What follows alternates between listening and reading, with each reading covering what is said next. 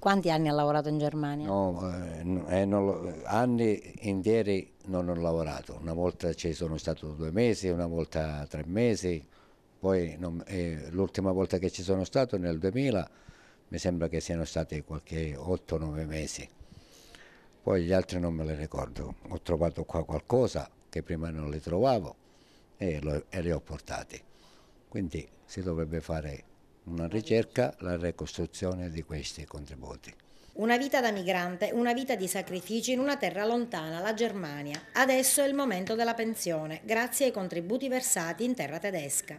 E per quanti possiedono una doppia contribuzione o sono vicini all'età della pensione, ieri e oggi all'Inps di Agrigento si sono tenute le giornate di informazione previdenziale italo-tedesche. Dirigenti e funzionari del corrispondente ufficio di previdenza della Germania sono stati ospiti ad Agrigento, a disposizione dei contribuenti.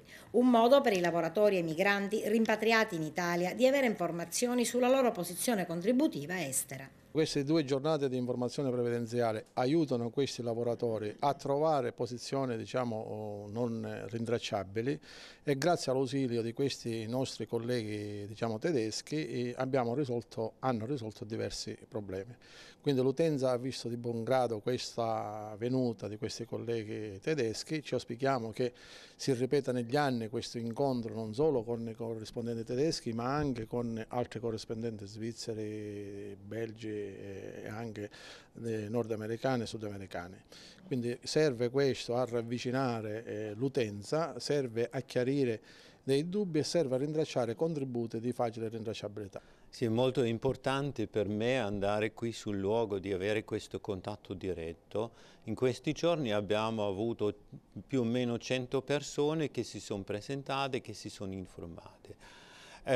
Possiamo dare nel singolo caso un aiuto, però è anche importante, loro parlano con gli amici, con i vicini, così si sparge anche la voce, perché la gente deve mettere a posto la sua posizione del lavoro in Germania, perché tanti che sono passati tanti anni ormai, è il caso di sistemare questa posizione, perché questi periodi poi servono per andare in pensione e servono sia per una piccola pensione in Germania e sia per avere un diritto a una pensione qui in Italia.